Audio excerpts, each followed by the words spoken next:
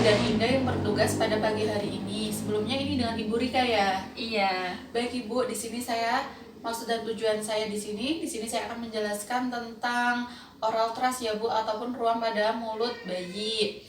Apakah Ibu bersedia? Iya, bersedia. Baik, jika Ibu bersedia, saya tinggal untuk cuci tangan terlebih dahulu ya Bu. Iya.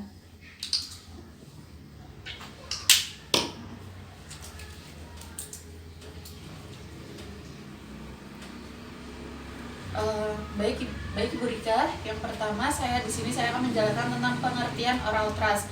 Nah, oral trust sendiri itu adalah kandidiasis selaput lendir mulut, biasanya mukosa dan lidah, dan kadang-kadang palatum ataupun gusi serta lantai mulut. Ya Bu, itu biasanya terjadi di area mulut anak Ibu.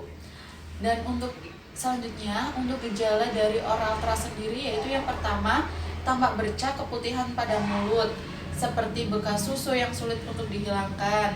Dan untuk yang kedua, bayi kadang-kadang menolak untuk minum ataupun menyusui.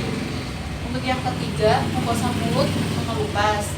Untuk yang keempat, lesi multiple ataupun luka-luka banyak pada selaput lendir mulut sampai bibir memutih menyerupai bekuan susu yang melekat bila dihilangkan dan kemudian berdarah.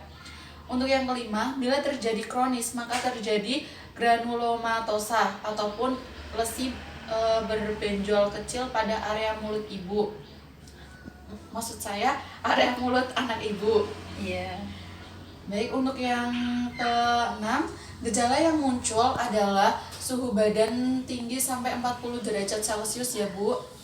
Untuk yang selanjutnya, anak ibu tidak mau makan atau makan dimuntahkan, tidak mau minum susu botol, bahkan ASI, dan yang terakhir yaitu biasanya anak ibu banyak mengeluarkan air liur lebih dari biasanya. Secara psikis dia akan rewel ya Bu. Jadi biasanya kalau dia sering rewel ataupun menangis, biasanya dia mengalami oral trust ya Bu. Dan yang selanjutnya di sini saya akan menjelaskan tentang upaya agar oral trust tidak terjadi pada bayi ataupun anak ibu. Untuk yang pertama, mencuci bersih botol dan dot susu, setelah itu diseduh dengan air mendidih atau direbus hingga mendidih ya Bu. Untuk yang kedua, bayi lebih baik jangan diberikan dot karena selain dapat menyebabkan oral trust juga dapat mempengaruhi bentuk rahang. Itu namanya dot kembong ya Bu. Yang selanjutnya, jika bayi menetek atau menyusui ibu, untuk menghindari oral trust sebelum menyusui, sebaiknya puting susu ibu itu dibersihkan terlebih dahulu, atau ibu hendaknya selalu menjaga kebersihan dirinya ya Bu, untuk menghindari dari infeksi yang lainnya. Dan untuk yang keempat, adanya sisa susu dalam mulut bayi setelah minum juga dapat menjadi penyebab terjadinya oral trust jika kebetulan ada bakteri di dalam mulut bayi anak ibu. Untuk menghindari kejadian tersebut, setiap bayi selesai minum susu, berikan 1-2 sendok teh air matang untuk membilas sisa susu yang terdapat pada mulut anak ibu. Jadi tidak ada susu tersisa pada mulut anak ibu ya Bu, untuk menghindari terjadinya oral trust.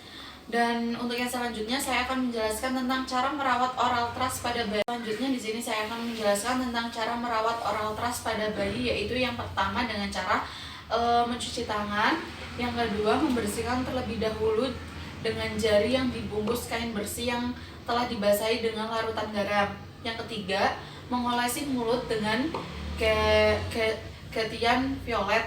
Yang terakhir Gentian Violet, yaitu 0,25% atau 1 ml suspensi nystatin ya Bu.